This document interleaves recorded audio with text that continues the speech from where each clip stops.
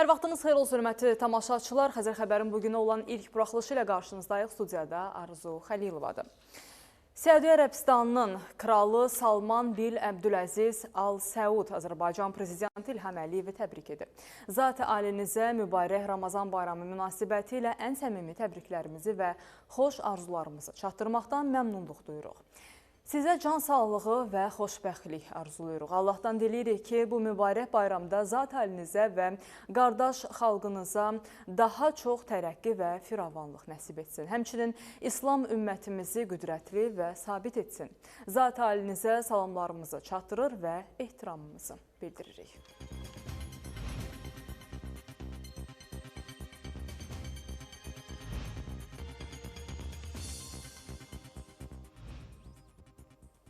Birinci vitse-prezident Mehriban Əliyeva sosial şəbəkədə Ramazan bayramı münasibəti ilə paylaşım edib. Paylaşımda qeyd olunub.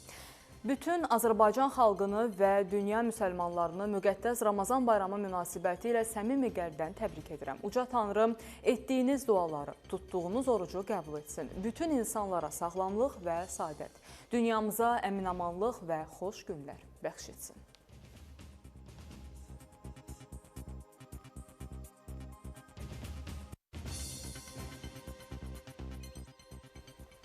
Xəzər xəbər izləyirsiniz. Ramazan ayının başa çatması ilə əlaqədar Azərbaycanda bugün bayram namazı qılınıb. Səhərin erkən saatlarından etibarən insanlar məscidlərə üz tutublar. Məscidlərdə namaz qılınıb, dualar edilib. Bayram namazı bəzi məscidlərdə saat 8-də, bəzilərində isə 9-da qılınıb. Məscidlərdə ölkəmiz, şəhidlərimiz, ordumuz üçün dualar edilib.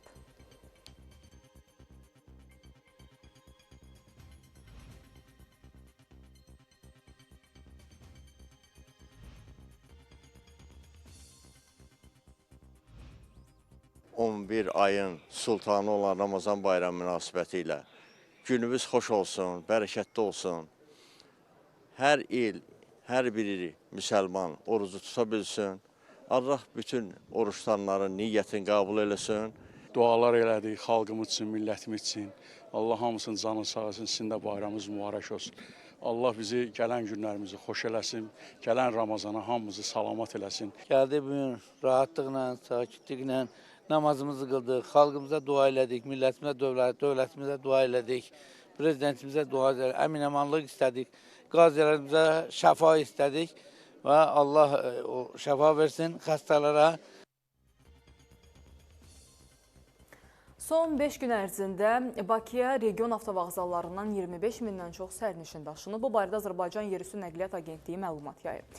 Qeyd olunub ki, bölgələrdən paytaxtda sərnişin axınının çox olduğu nəzərə alınaraq vətəndaşlara biletlərini əvvəlcədən Biletim Az portalından onlayn qaydada əldə etmələri tövsiyə olunur.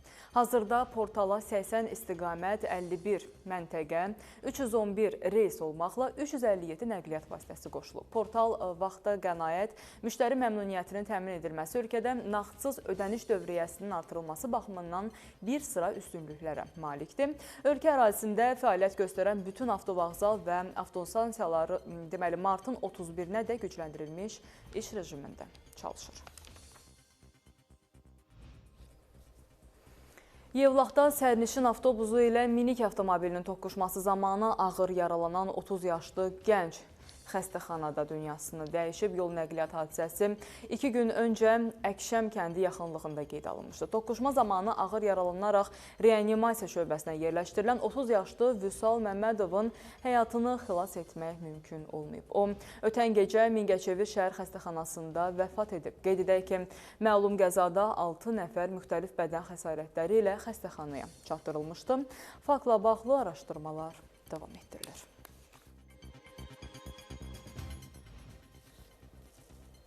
Xəzər xəbəri izləyirsiniz. Suriya lideri Əhməd Əl-Şara ölkədə yeni hökumətin formalaşdığını açıqlayıb. Bu barədə Qəsr Əl-Şab sarayında keçirilən mərasimdə bildirib. Əhməd Əl-Şara qeyd edib ki, Suriya yeni tarixi dövrə daxil olur.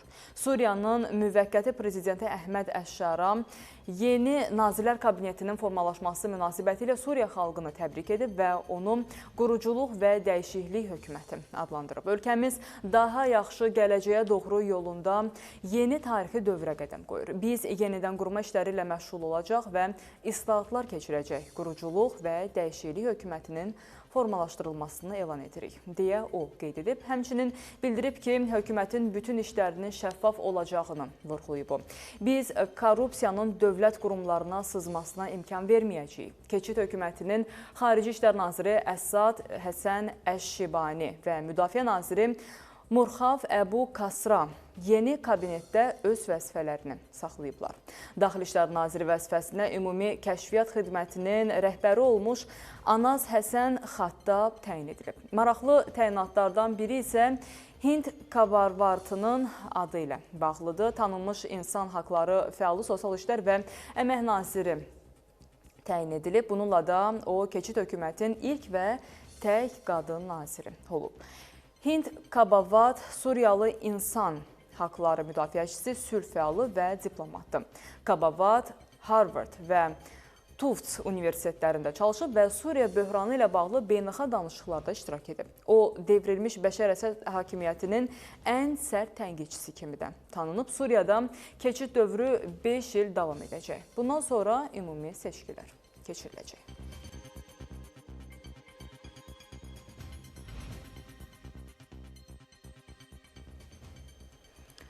Türkiyə cənub sərhədlərində qeyri-sabitliyi davam etdirmək istəyənlərin fərqindədir. Bunu Türkiyə Prezidenti Rəcəb Tayyip Ərdoğan Ramazan bayramı münasibəti ilə təbrikində deyib. O bildirib ki, Türkiyə Suriyada baş verənləri yaxından istəyir. Lazımi tədbirləri görürük. Suriyanın ərazi bütövlüyünü və milli birliyini pozmaq istəyənlərin fərqindəyik. Belə addımlara imkan verməyəcək. Terrorçular Türkiyənin çağırışına heç bir ammasız əməl etməlidirlər. Rəcəb Tayyip Ərdoğan bildirib ki, rəsmi Ankara terrorsuz Türkiyə hədəf istiqamətli işlərini davam etdirib. Dövlətimiz çağırış edərək öhdəsinə düşəni yerinə yetirib, indi növbə qarşı tərəfində.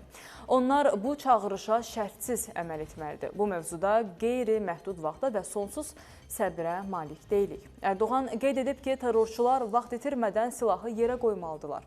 Regional və qlobal siyasət, həmçinin daxildə cərəyan edən hadisələr bizə bu prosesi uğurla başa vurmaq üçün heç vaxt olmadığı qədər əlverişli şərait yaradır. Davam edirik. Ukraynanın Xarkov şəhərində hərbi xəstəxana binasına zərbə endirilib. Belə bir bəyanatla Ukrayna Silahlı Qüvvələrinin baş qərargahı çıxış edib. Gecə ərzində Rusiya qüvvələri Xarkovda PUA-lar vasitəsilə zərbələr endirib. Hadisə nəticəsində 67 yaşlı kişi və 70 yaşlı qadın həlak olub. Bundan başqa 25 nəfər müxtəlif dərəcəli bədən xəsarətləri alıblar. Zelenski Ukrayna ordusunun Rusiyadakı fəallığını izah edib. Belə ki, Ukrayna Silahlı Qüvvələri Rusiya ərazisində fəallığını qoruyub saxlayır.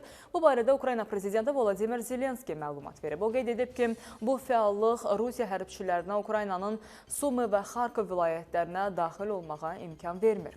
Prezident Rusiyanın Kursk vilayətində və cənub istiqamətlərində olan Ukrayna bölmələrinə dözümlülüyə görə təşəkkür edib.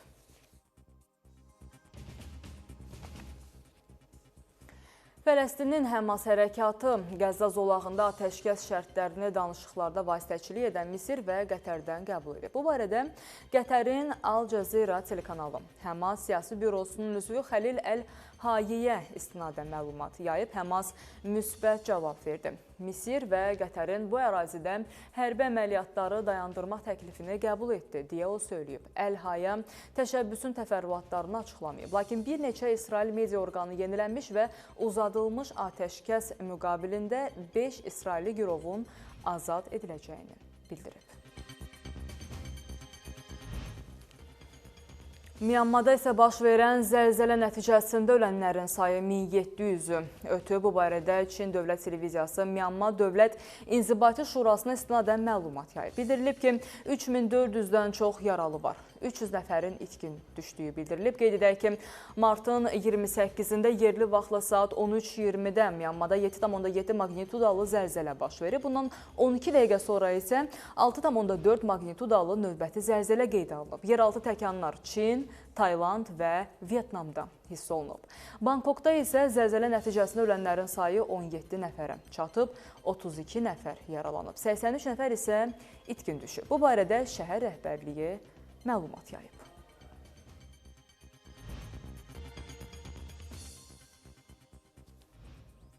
Və hörmətli tamaşaçılar, sabah Bakıda havanın temperaturu 24, rayonlarda 26 dərəcəyə çatacaq. Bu barədə Milli Hidrometeorologiya Xidməti məlumat yayıb. Bakıda və Abşeron yarımadasında hava şəraitinin dəyişkən buludlu olacağı, arabir tutulacağı, əsasən yağmursuz keçəcəyi gözlənilir. Mülayim cənub-şərq küləyi əsəcək. Havanın temperaturu gecə 8-12 dərəcə isti, gündüz isə 19-24 dərəcə isti olacaq. Rayonlarda gün ərzində bəzi yerlərdə arabir yağıntılı olacağı gözlənilir. Əsasən şimal və qərb rayonlarında leysan xarakterli intensiv olacağı, şimşək çaxacağı, dolu düşəcəyi, yüksək dağlıq ərazilərdə sulu qara keçəcəyi ehtimalı var. Bəzi yerlərdə arabir duman olacaq. Havanın temperaturu gecə 7-12 dərəcə isti, gündüz isə 21-26 dərəcə isti olacaq.